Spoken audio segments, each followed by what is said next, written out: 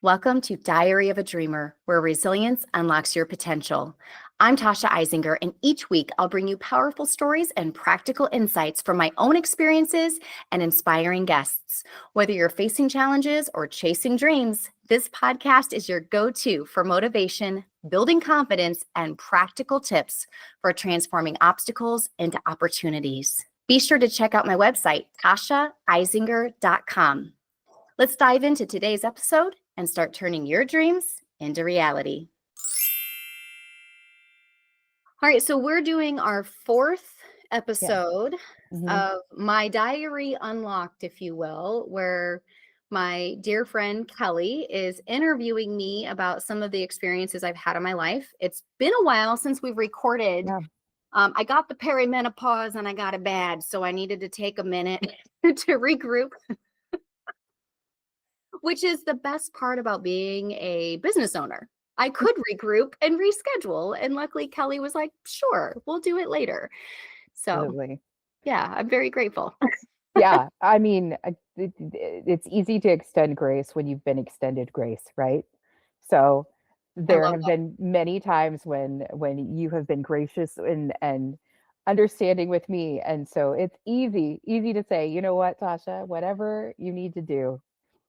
Yeah, I just wanted to be in the fetal position for a while. I was like, but I have things I have to do. So, anyways, I have become a big fan of hormone replacement therapy, just on my mountaintop, Yeah, telling women if you're like 35 and older, like, no get your shame. stuff checked, go to your people, keep finding people until you find the right people, which is what I had to do. So, Well, and that kind of gives us a wonderful little segue into this episode because I feel like your ability to advocate for yourself in that way was born a lot in this next corridor that we're going to talk about today. yeah. So some of the tools that you got or you gained from this next segment of your life gave you some tools to help, in the last, couple of months segment of your life. So I love that like idea of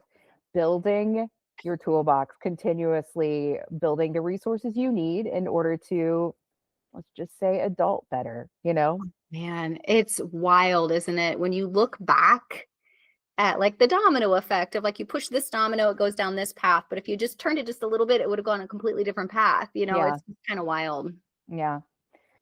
It is kind of wild. Well, okay, so where we left off last time, you had um you had just completed your half Ironman. You were you were feeling better. Um you were doing this new business that you were starting up with the network marketing, with sharing the story of Moringa and what it had done for you physically. You were a new mom. You like things were going well, would you Yeah. say? Yeah. It was kind of like this huge pendulum swing, if you Mm, will. And I know Darren Hardy, he's the author of the Compound Effect. He talks about like keeping the pendulum like a little bit more here versus like yeah, here. But sometimes life, I mean, it just is gonna go. And yeah, so it was like, okay, so we're over here now. And then very quickly after my half Ironman, I had health stuff pop up again, right, like a week later. I was like, are you kidding me? So I didn't have my daughter yet, didn't have, right. the business I'm doing now. So then it was like the pendulum went completely the other way. It's just kind of wild how that happens sometimes, where the only thing you can control is your perspective and how you Mm, muddle your way through sometimes. Here again, giving yourself grace as yeah. well. Well, and I love that there are times where it has nothing to do with anything that you've done. Sometimes it just is a circumstantial situation. And I feel like that's, like you said, give yourself grace. That also is, don't take the blame for it. I feel like sometimes people are like, what did I do to put myself in this position? And sometimes the answer to that is nothing. Yeah. Sometimes it's just the crazy ride we're on, and it's not your fault, Right. but it is your choice how you're going to reframe it and think And about it. yeah. that's where we can take responsibility, Right. right? Right. And after that half Ironman, when I went back to, like, fighting for my life again, it was Mhm. brutal. Like, if I showed pictures, you'd be like, "That does not look like you." Yeah. It was scary times, but I would tell myself every day, "I'm writing my story, and I don't like this chapter very much. I don't like it at all. I just wanna burn this chapter to the Yeah. ground, but I have a choice of what is on this page, and I can either throw pity parties, which I did very rarely, but I'd have a moment where I'm like, "Poor me, boo-hoo," Yeah. a little cry. Sometimes you need that. You do. Sometimes you just gotta do it, but then the whole point is you gotta pick yourself up and keep going. Yeah. So, I didn't stay there for very long, but I would ask myself like, "All right, well, what's this chapter gonna say? Is it gonna be something where people are inspired someday when I get to the other side and I can help other people and give them hope? Or is it gonna be like, wow, this is a, like, what not to do manual?"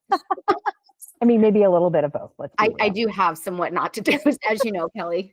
We all do. It's all good. So, all right. So you got worse. You found out that about the parasite. You had the doctor that helped you figure that out. Maybe took a little bit longer than you needed to get all of that sorted, but you did. Yeah, You got to the other side of that. Health finally is not on fire anymore. right. Thank God. And you got your businesses kind of going, your new mom, things are happening. So in the clear, sunshine and rainbows for the rest of the time, right? It's a Disney movie, like, everything's Yeah. perfect. That was your happy ending. No, this is intermission and then second act. So today we start the second act. All right. So we'll call that little break we took our intermission. So you met people through this network marketing, through the organization that you were working with the Moringa, and all of the stuff with that. Um, like, tell me a little bit about the relationships that you built. So, ultimately, I know there's good ones, and then there's ones that presented challenges. Let's start with the good ones first. Yeah, I Let's, like that. yeah. So tell Sandwich me, this story. yeah, yeah, yeah. Tell me about the good people that you connected with through this. Oh my goodness. Yeah, I am really a big advocate of network marketing if you go in it with the right mindset, partly because of the relationships and learning how to network. Yeah. I literally did networking today for my business, and it teaches you how to quickly form relationships with people. And also, like, in a product-based company like what we had, the filter was off very quickly with a lot of people because they had life-changing results. So we would connect on a very deep level with a lot of people quickly. And so some of those relationships, like my mentor, Chris Estes, Mm. he was, the top income earner in the company and was personally mentored by John Maxwell. Oh, wow. Yeah, I was at the event when John Maxwell looked at my mentor, Chris, and said, "You young man, I want to personally mentor you." I was like, everybody heard it because everybody's clapping. We're freaking out for him. Like, big deal, right? Yeah. And I had the great opportunity to be personally mentored by him and learn a lot of things. And he had never done network marketing before either, but he had been mentored by Paul Orberson, um, who had created built a huge team and made a lot of money in network marketing and impacted a lot of lives. So he was connected to some great people that also afforded me opportunities to meet John Maxwell, to meet Darren Hardy, and to learn about personal development, which is Mhm. also very relevant to what I'm doing today. Yeah. And then just some of the great friendships of my dear friend Chris Rogers, who's actually now one of the characters of my Little Shop books on Oh, my that's podcast. awesome. Yeah, I was like, it was a hard one to pick because I was thinking, like, what's the voice need to sound like? Who does it need to be? And Chris Rogers is one of those rare gems in the world who has stayed steady, constant in his morality and principles. And I've known him now for like 15 years. That's awesome. Yeah. So, and then of course, a lot of friends. I met my illustrator because of her connection to one of my upline members. And I met just because of learning how to network.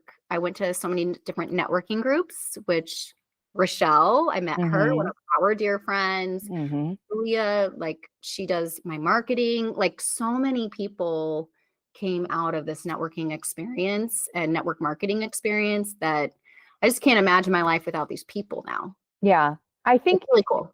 I think that it's important to really draw like an exclamation point next to the statement that it all comes down to relationships. Mhm. And I mean, this was the avenue that you took, but I think that you can start to build that network and build those kinds of connections and collect your people in a lot of different ways. Yeah.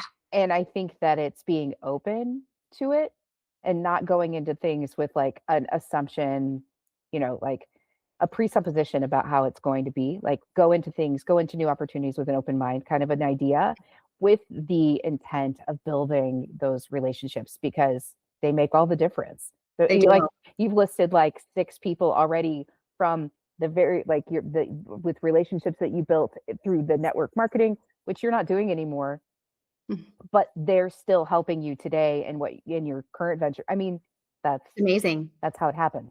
And it's about making friends. Like Yep, I have learned because of network marketing, it forced me out of my comfort zone. Because in sure. college, I didn't easily make friends. My freshman year, I just stayed in my dorm room, which I'm a very different person today, as you know. Hmm. Um, but I do the awkward thing. If I meet somebody out in public, I'm like, that person's kind of cool. Like, I want to get to know them. I do the weird thing and I'm like, okay, this might be kind of weird, but you seem super cool and I've enjoyed chatting with you. Do you want to get coffee sometime or go for a walk? And I get out my phone and I'm like, do you want to put your number in my phone? And like 10 out of 10, like they do it every time because they're like, oh, thanks. And I've had people say, I really wanted a friend and I'm just not good at it. And I'm like, I'm awkward too, but here we are, right? So I Yeah. think it's important to, if you want to have friends, you have to be a friend. Yeah, absolutely. And I love that about you. I love that you are you are fascinated and curious about people and their Yeah. stories, genuinely fascinated and curious. It's not I don't feel like it's a pretense at all. And that Mm-mm. comes across as a genuine caring, like that people can they can feel that from you. They can feel the genuine nature of the way that you're approaching that and it does make you a very approachable person, which is amazing. But Thank you. Yeah. But I but know the big capital, but but it also makes you susceptible to people who may leverage that in their favor or take advantage of that. So that's kind of where we're diving into today. So you had some amazing relationships that you still yeah. nurture and cherish today. And then you also have some relationships that are they're no longer part of your life. Let's take let's take that left turn. We're going to head down that path if that's Are Cue you the ready? sweating and the heart racing. I'm not Are even you kidding. Oh, I don't know if you heard my dog. She's decided to bark. Oh, hi, Shelby. Shelby's showing me love and support. Yeah, Thanks. Shelby, come here. No. You can edit this out. No, she can stay in. It's fine. I keep ours very unedited, if Oh, you noticed. I, Like, it's I it's love it. it's probably the mailman delivering our mail. And she's saying, "Come say hi to me." Yeah, I love that she's not barking to protect and defend. She's No, barking to make a friend. she's saying, "Please come to my house. I'm a lot of fun. I will give you kisses." So there are 2 people that taught you some important lessons. We're going to call them lesson 1 person and lesson 2 person. Um, Tell me a little bit about lesson 1. I'm going to put my thing on mute so if Shelby keeps barking, she doesn't interrupt. So, lesson one could be a very long, drawn out story, much of life, right? But what I learned was with both of them truly is my intuition is never really wrong. The question is, do I listen to it? Now, the tricky thing is that was definitely lesson two. Lesson one, my intuition was clouded because in network marketing, one of the things that they do is they pump people up. So I felt almost invincible when I was doing network marketing because they give you so much confidence, and sometimes it's fake, sometimes it's real that they pump into you. Like, there is truth behind what some people say, and some people are just fluffing egos, right? But these people who are certain ranks or making certain money or impacting a certain quantity of people, they are put on a pedestal, and people will wait in line and hi Shelby. For people who are listening, Kelly's dog is at her lap right now, and it's like the sweetest thing. So you should check it out on YouTube if you're listening. Yeah, Shelby's like, I'm here for your podcast, Mom. Oh, Shelby's so sweet. Sorry. Anyway. She knows that we need an emotional support animal right now. Yeah. Because Kelly, like, we came into each other's lives around this time period Yeah, that's right. when I was desperately seeking out stability and desperately seeking out positivity. Because I was kind of fading out of building my network marketing team-ish at this time as well. But yeah, so lesson one impacted pretty much every area of my life. And I have to be very careful too of how we're saying this because of the people involved. I don't want to have anybody negatively impacted because of what I'm saying. So yeah, for people who are like, why is she being so vague? There's safety concerns. There are also just morality concerns of being a kind person. yeah. Lesson one, I want to put on blast everywhere, but it's a safety concern. So lesson one, it's fair to say this person was a person who had a certain amount of authority, had knowledge, was seen as somebody to look up to, somebody to admire, and was oftentimes giving advice and recommendations. So in a position of to exert control, would you say? Absolutely. And because of the way that network marketing kind of honors, reveres, idolizes, whatever you want to say, certain people, my judgment was really clouded. Mm-hmm. And so the intuition wasn't firing off until down the road. It was like, that's when I was like kind of questioning my own intuition, which I should know better than to question it. Yeah. Because it is rarely wrong. And I just kept kind of pushing it off to the side and started making excuses. Yeah. Which is a clue. Like with both of these people, I made excuses on their behalf a lot. That's a clue too. Can you, without sharing too many details, like give me an example of like a situation where something would happen and then you justified it or made sense. So you were like, oh, it's not as bad as maybe it could have seemed otherwise. Can you give an example? Yeah, I think lesson two would be the best one. So basically, any interaction that we had with like another person, there was always issues, always. And I do try to get along with pretty much everybody because I like most people and can get along with most people. But there was always like something. And so then instead of me saying like, hey, I think this is on you, it was like, well, maybe it was because of me. That's my childhood trauma coming through. It's my fault. So maybe next time when we interact, I'm going to ask better questions and like step back because I think I was talking too much and connecting too much that I need to give you that chance. Funny. So it was almost like you were gaslighting yourself. Oh, 100%. I totally did with both of them until it was like, I can't do this anymore. I can't justify these things. But it was even like with other people, if they'd speak up and say, hey, I'm like, no, you need to stop. Here's where it's coming from. You don't understand what they're going through. I was very defensive and would take responsibility for things that weren't my responsibility. Yeah, it was messy times. So with person one, what do you think they ultimately wanted from you? Both of them wanted codependency in their own ways. So Person one had their agenda and it's calculated. Mhm. Like, I can give a lot of grace when people go through challenging times and maybe make poor choices because we've all been there. But Mhm. this is calculated, it's methodical, it's replicable on a big scale with a lot of people. And so because I love people and I love telling people what I see that's good in them, Mhm. then it was fueling the ego of that first person. Mhm. And they needed me to continue to be in their life for a variety of reasons. So why not make me codependent and have fear and have fear of just some of the day-to-day life things so Mm. that I needed them? So basically, they were using their authority to say, "Oh, these are all the things that are wrong, and I can fix them."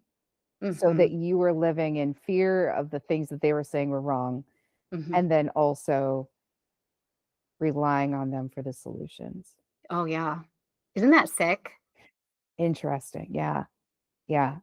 And I still have to work on that sometimes. If I start catching myself saying certain things in my brain that, were based on like, this is just the way it is. I can prove it to you. Mhm. And I'm like, wait, no, nope, nope. That's person one in my head. I kicked you out. You're out of my head. I have to still every now and then kind of breathe and be like, it's okay. I'm okay. Well, and again, not an authority on this, but something that, I've seen or heard, is that a lot of times people will take something that is truthful. Like, for example, you really were sick. You really did have some big issues. So taking that bit of truth and then manipulating that into something that they could then use to control you. So then taking it from there and saying, "Oh, you're also you have this and you have that." And because you knew that the first part of that story was true, you assumed the second, then the third, and the fourth part is also true.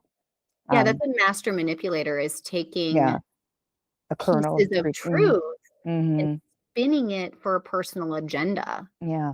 Yeah. And so a personality type like mine sometimes does bring in predatory type people. Yeah. And I've had to learn how to be really like aware and always listen to the intuition. I don't have to justify it to myself anymore. Yeah. I'm like, I got a bad feeling doesn't mean I'm going to completely stay away from a person or not give them a chance. But I'm also going to have really clear boundaries in my own head. Yeah. Yeah. Well, and I think that the important thing to take away from that kind of story is, it is possible to still be an open, kind, accepting person and cautious. Mhm. You don't have to be um, then like a guarded, closed, um, negative or pessimistic person just because somebody did you wrong. Mhm. It is possible to still have that aspect and then just be smarter or wiser about how you set your boundaries. Yeah. So, what boundaries specifically, if you don't mind sharing, did you set because of person one? I I know myself. Hmm. We all have blind spots, but I am incredibly self-aware. I've even been told that by multiple therapists. Like, "Oh, so The there's the validation." medically certified self aware. Yes, yes, And so, when something doesn't seem right or I'm speaking up on my behalf, like all this perimenopause stuff, it was like, no, this is what I know to be true. I got hormone testing, but I was fully prepared to say, like, if those hormone results do not align with what I am feeling, I'm banking on what I'm feeling Hmm. because I know myself so well Hmm. that it gives me self-advocacy in a way that I've never had before, Mhm. because I'm not putting up with it. I've had too many people in my life who have tried to squash that in me, and I just refuse. Because I've also had a lot of good people in my life who said, "No, keep speaking up. It's Yeah, good." right. Right? So it's offset it, but I do think that that person one really taught me that. And here again, going back to the intuition, there was a particular situation that we cannot go into detail about, as you know. Um, there was really no rhyme or reason for me to ring the alarm because I was going to sound like a crazy person. Mm, But I rang the alarm anyways in a way that made sense, and it fixed a really big, scary problem. mhm. And if I had kept my mouth shut, it would Yeah, have been a different story. yeah. No, that's 100% true. I think that, um, making sure that you give space to your intuition, making sure that you, um, I can honestly say, and I know this to be true, in some cases, choosing the right path or choosing to speak up or choosing to advocate created what in the immediate seemed like a big mess. Yeah. Lots it would have been so much easier not to speak up, to not make waves, to not, bring things to light that were going to cause disruption. However, there was a structure and situation in place that needed to be disrupted. And knowing that you had been through enough stuff to teach you about valuing your intuition, it gave you that strength and courage to disrupt something that Was ended up. catastrophic. It would have been Yeah, absolutely, it was already a nightmare. yeah. It didn't become catastrophic, and it would have. And I How had no, like, Yeah, actual basis for what I was. I mean, I had, feeling. like, Yeah, there was some basic fundamental truth stuff that was surface level enough to advocate for change, yeah. but everything else was much deeper below the surface that I'm like, I don't even know exactly how to connect the dots yet, but there are a lot of dots that need connecting. And so I also think that it's important for people to remember our brain is like wired, if you will, to Mhm. find patterns and connect things. It's like a way to protect us. And sometimes you just need to take a minute, Yeah, take some time and be like, okay, well, I don't know what the story is. We don't want to go in with like, this is my story. But I went in and I'm like, well, this is a red flag, red flag, red flag, yellow flag. I thought it was a green flag, but I think it's a red one. And just yeah. like laying it out there and writing it on paper. And Mm, that's what I did. I like was like, I need to jot this stuff down because I need to make a strong case if I'm not heard, yeah, and be prepared for that very strong case to fight. And it didn't necessarily come to it that way, but in my mind, it gave me a lot more confidence too, because it was on paper. yeah. How long was person 1 in your life? Oh my goodness. Like over 10 years. And And like very in my life for over 10 years. how what like when would you say that you started to question things? Hmm. The very first, like, well, honestly, kind of early in the beginning, it was like, hmm, this doesn't seem like the best path with this person, but I'm gonna try Yeah, because so many other people believe in this person, right? right, right. So They've got a really good mask. early on you had a little bit of but then you squashed it. And then Yeah. when did things resurface? Like how long were you Yeah, in it's sneaky. relationship with that person before you were like, "Mm, I would notice like it's so important to pay attention to your body because like I would notice like something was said by either somebody else or that person, and I would feel like a little bit of anger, and I'm like, why is that making me mad? That's so weird. I shouldn't be mad right mm, now. And that was probably a few years, like 4 years into the relationship. So there were a little bit of concerns, but nothing that was big enough Yeah. to sound the alarms. And then it was like, okay, this is kind of making me a little mad. Hmm, that's weird. I'm being dramatic. Yeah. Yeah. Gaslighting yourself. Yeah. Yeah, I'm good at that. I'm not Yeah. anymore, used to be. Mm, And so then it just became more and more. And then there was just like sometimes there's like that one moment where it's like the explosion yeah. where I'm like, I can't unsee or I can't give the benefit of the doubt anymore. Yeah. That's what that moment was. I cannot, because I know we're all human. I know we all make mistakes. We all say stuff and do stuff we shouldn't or didn't mean to. It comes out wrong, whatever, Yeah. right? Yeah. I can give so much grace to the point that it's too much sometimes. Sure. And then there's sometimes just this big moment where I'm like, and the grace is gone Yeah. for life because I'm going to truly see you for who you are, not who I want you to be. Yeah. And how close was that to the end of the relationship with this person? Emotionally for me, that was the end.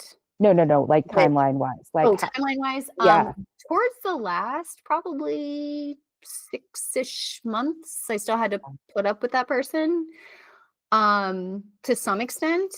So And basically 9.5 years of, or 9 years ish of like, we're cool, everything's fine, I can justify this. And so it wasn't until that, like, basically last year.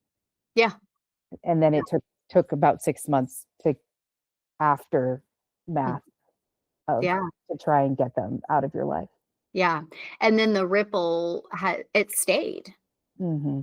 right? That ripple stayed relatively strong for a while, but there's still things that surface, Hmm. that it's really, really hard when you know who somebody is and want to just like blast it everywhere to protect people, but I can't. Yeah. Well, That's tough. it's not just your story. It's somebody else's story too. Yeah, it's other Well, people's story. Yeah. it's a safety thing. Like the lesson number 2, I'm never going to put that person on blast. I'm not. It was just bad timing, 2 unhealthy people, bad timing, right? Like there's a lot of grace for that. Whereas person 1, it's calculated, methodical, very deeply hurtful, and has a really strong mask that people Well, have no clue. and you're not that person's only victim. Right. That's exactly it. Yeah. Yeah. And so whereas like person 2, I mean, I would never interact with this person again. Yes. But I wish that person well. I Hmm. want person 2 to be like happy and healthy and doing well. Person 1, uh I don't like have vengeance Right. or any of that on my agenda, right? But it's more like I want to protect people. Sure. Yeah. So I guess if you were to give a takeaway from person one, would it be that trust your intuition and don't be afraid to advocate when Hmm. you are when there's questionable things? I Yeah. would say, especially from somebody in a position of authority. Hmm. Don't just necessarily assume because of their position that they are infallible and that they can't be malintending, if you will. Yeah, that's a good word because it's not even like, I mean, we can all have like misinformation, Hmm. even experts, right? As maybe new science comes Hmm. out or new information, or it's impossible to know everything in the world, right? Right. When it's malintended Hmm. information, it's meant to harm. I want people to also be aware when you speak up, you need to be careful when you do it Mm, and how you do it. Because I know if I had spoken up, it would have been twisted and worded, and then I would have been gaslit. And I don't like to use that word joking around. Like in this situation, I literally saw this person gaslight Mhm. and experienced it. And so that's a really big word to use to describe somebody. Mm. And so I'm a big fan of looking things up on the DSM-5 and being aware, even though you can't, like, I can't diagnose somebody. We don't have that authority, education, or tools to do that, but you can still look things up as like a commonplace person and see like, oh, if I'm dealing with somebody in the cluster B category on the DSM-5 and I think that they fit there, the rules are very different. Okay, so let's take a little sidetrack. What is the DSM? Yeah. So the DSM-5 is the diagnostic manual that psychiatrists and psychologists, maybe even medical professionals Mhm. use to diagnose things in like the mental health Right. world, right? So if it's not in that book, then it's not a diagnosable Right. thing. But Like you're not going all to see somebody's a jerk. That's not labeled, right? yeah, yeah, yeah.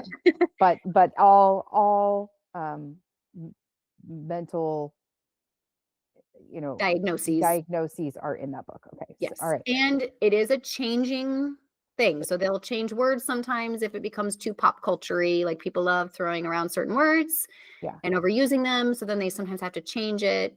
It's Mhm. not a perfect thing because it's just not. It's human. It's humans.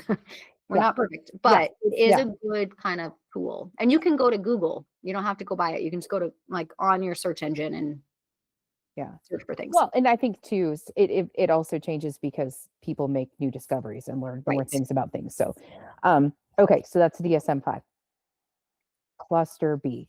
You mentioned that, and folks may not know. Can you give us a Cliff Notes version of what is a cluster B? Yeah. Here 'Cause again is yeah. a yeah, yeah. I'm like a magnet to these people, unfortunately. But um, so anyways, cluster B, keep in mind my degrees in elementary education. Take this for what it's worth. But the cluster Bs are histrionic. They are combining psychopath and sociopath into one diagnosis at this point, to my understanding. Also, narcissistic personality disorder, not narcissism, narcissistic personality disorder. There's a difference. And then the borderline personality disorder. Okay, so borderline personality disorder, that would be like your manic depression That's no. bipolar. Oh, that's okay. Sorry. Yeah. So personality disorders are different. From what I understand, like the common thread, if I could pick just like one easy common thread from my basic research I've done, is that the cluster Bs really don't have empathy, remorse, or guilt. Mhm. I do believe that borderline personality disorder, if somebody has that and they're listening, like I could totally be friends with somebody that has BPD if we're both aware. Um, they can have guilt. But think of like, psychopaths, sociopaths. I think now they call it antisocial personality disorder, Yeah, ASPD. Um, they don't have any of it. right. Narcissistic personality disorder, they don't have it. Histrionic doesn't have it. And so the rules are very different because most people have either like remorse or guilt or empathy, some ability to connect with another person's heart. Emotions, yeah. Yeah. And that makes, yeah, it very different when interacting with these people. So it's just drawing a personal connection. So you said you're a magnet for people that have these, anti social or whatever personality disorders, the lack of empathy, lack of remorse, lack of guilt. Um, and you and I have talked about the fact that we are both empaths. We're Yeah. kind of like the opposite of that to the extreme, and that I feel everybody's pain, and you feel guilt for things that aren't even yours to feel guilty about. So do you feel like because you are the opposite of that, that's why maybe those types of personalities are drawn to you, almost like a I don't have it, so I need it from you kind of a situation. I don't I don't know know. if that's a good point. I don't know if they need it from me. They always need some kind of a supply. I Mhm. will say that. Um, Here again, my understanding of it. But and I want to make it clear too, like just because you and I are empathetic does not mean that we're like better people. No, no, no, it's And just like a sometimes, wiring. yeah, some No, people it's a think like, wiring oh, I'm thing. so empathetic, like you're a monster if you're not. And it's like, no, No, no, it's just no. a difference of the way we function in the world, right? Yeah, some people like, peanut butter, other people like olives. Some Right. people don't like, cilantro. Whatever. Right. It's just a wiring. It's Yeah. not a Superiority flex. yeah, no, Yeah, no, it's not a flex at all. yes, but there are people who they think that, and so there's like a balance with having it, but I do think like, yes, I'm empathetic. I give the benefit of the doubt, Mhm, and I deeply care about people. Like mhm, so deeply care about people and the human experience and things people go through. And so when some of those dynamics start, they can love bomb. And that basically just means that, like, sometimes things can be said where you're like, I really needed to hear that. yeah, And I'd never been told that. Like, that's such a kind thing to say. Like, thank you for really seeing something about me that maybe I've not ever heard before or that I needed to hear, which mhm, sounds so, ugh, but it's just the truth. And so yeah, then a connection can be formed of like, oh, I hear who you are. Or I hear your hard story. I hear your whatever. Um, like if I'm told you have nobody in your life, I'm like, I could never, like everything I've experienced in my life, it's always been people that has helped me get through. right. So it's not that I'm trying to like come in and like, I'm going to be the superhero and save the day. It's like, well, everybody should have somebody in their life. Listen, if an adult says they have nobody in their life, listen to that and ask why. That yeah, now you know that is a red flag. Um, so Oh man, the things we learn. I know, right? All right. So person one, cluster B it was truly it was like a power situation. Hmm. I want you to rely on me for all things and then leveraging fear in order to keep power. Okay. Yeah. You saw that person for who they were and were eventually able to get them out of your life. Thank God. Yeah, thank goodness. Person two, I feel like person one was an authority. Person two was a friend, Yeah. a personal connection. Um, and I, can you share a little bit about how the person two came into your life? And I feel like you kind of touched on it a little bit, like Yeah. the love bombing part of it. Like, can you Yeah. maybe start there and then Yeah. talk about how they came to be in your life? Yeah. So also keep in mind that person one had like a indirect diagnosis from a different therapist. So it's not like an actual, like we can technically say there's a diagnosis. Person two did have one and I Okay. ignored it. I was Oh, like, oh, well, you seem mad by that. That means it's not true because, they like to label people.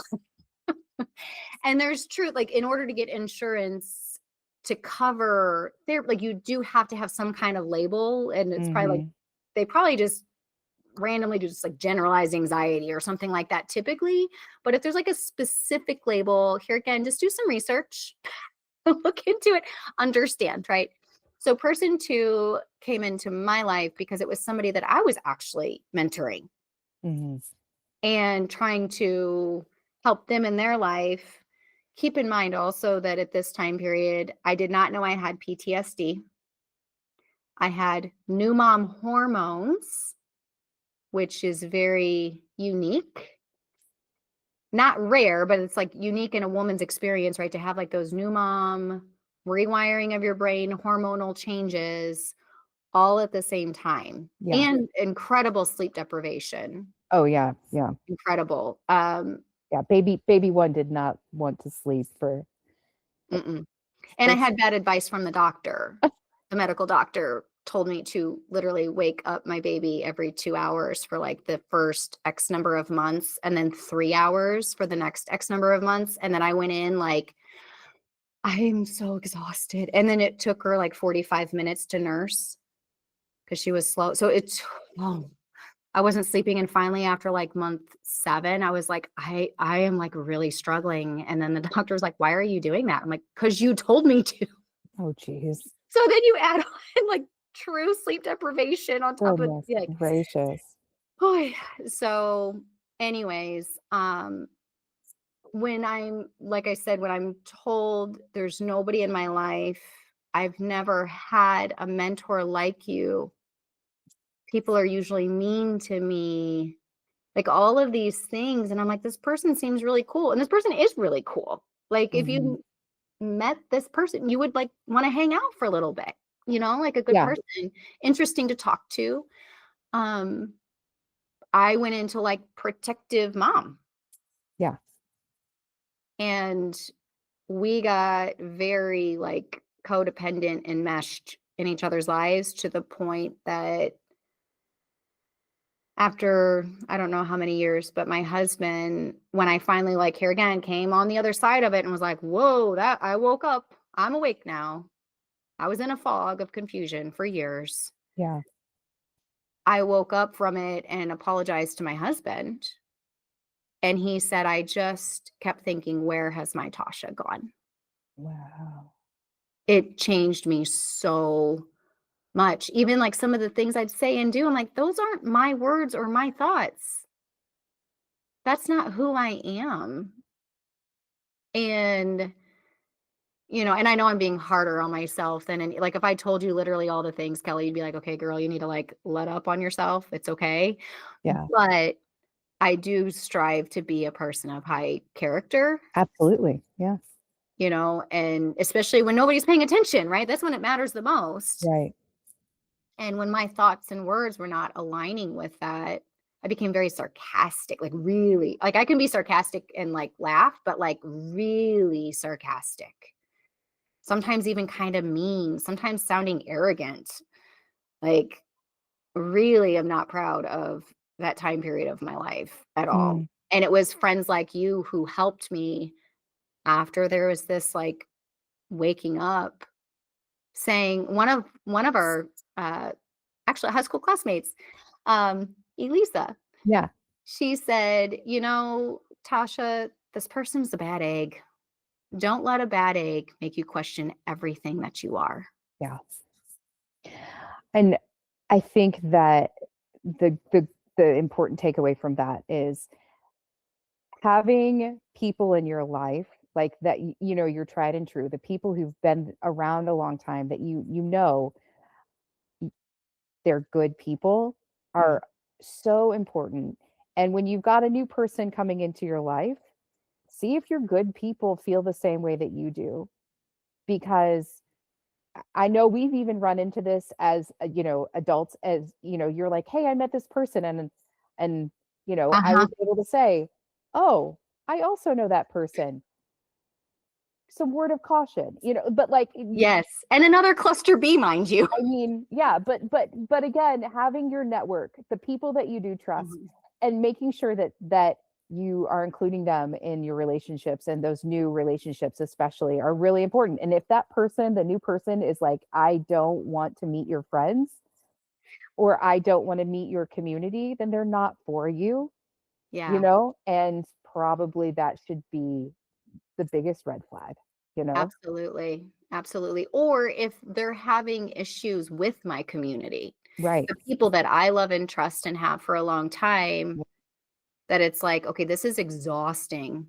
Like, I remember when you and I got together and had dinner, and I Mhm, left and I was like, "Oh my goodness, this is like the lightest and best I have felt in mhm. so long." Yeah, I was like, "I need more of this type of person yeah. in my life." Life giving, not life taking. Yeah. And there's ebbs and flows of life when it's a Sure. long-term relationship. But if at the very beginning, it's super dramatic, super intense, saying things like, we are family now. You're like, okay, we barely know each other and you're telling everybody that we're family. Like those kinds of things take time Mm-hmm. to experience. So I guess, yeah, if it seems too big and dramatic, set some clear boundaries, healthy boundaries. Yeah.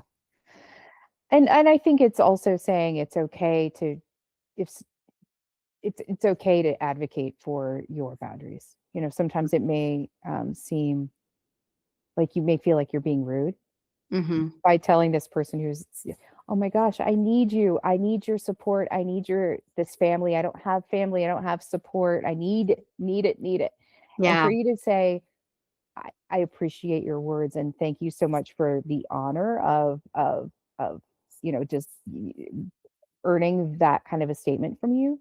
However, Mm-hmm. that's not where our relationship is. Yeah.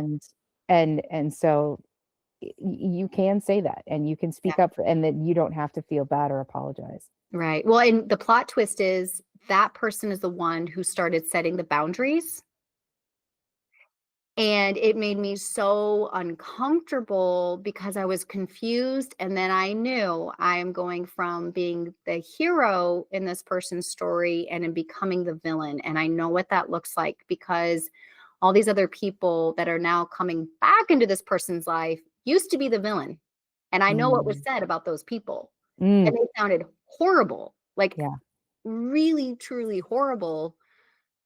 And I'm like, "Oh, the tables are turning, and I don't think there's anything I can do about it." And I tried and didn't go that way, yeah, So I'm definitely a villain in this person's part of our story and to the people that know this person.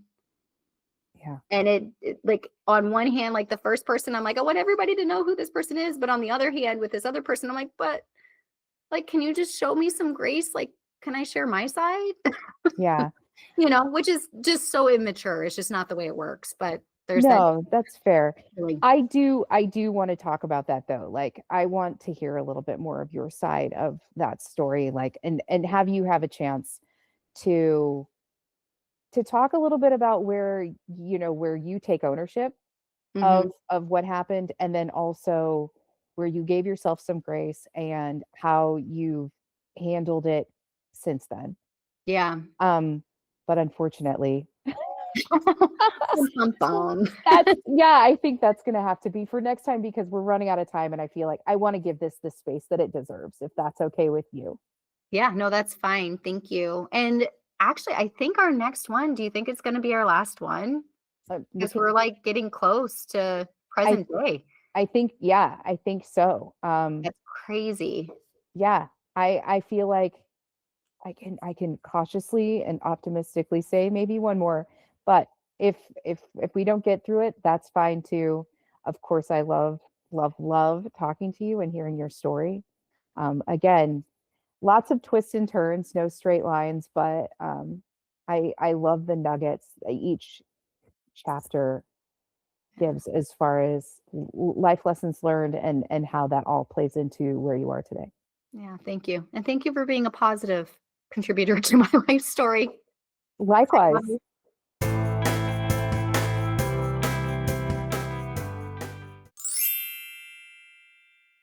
Thank you for tuning into this episode of Diary of a Dreamer. I hope you found the stories and tips shared today to be a source of motivation and strength.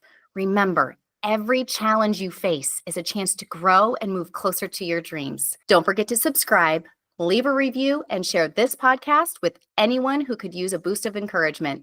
Please check out my website, tashaeisinger.com.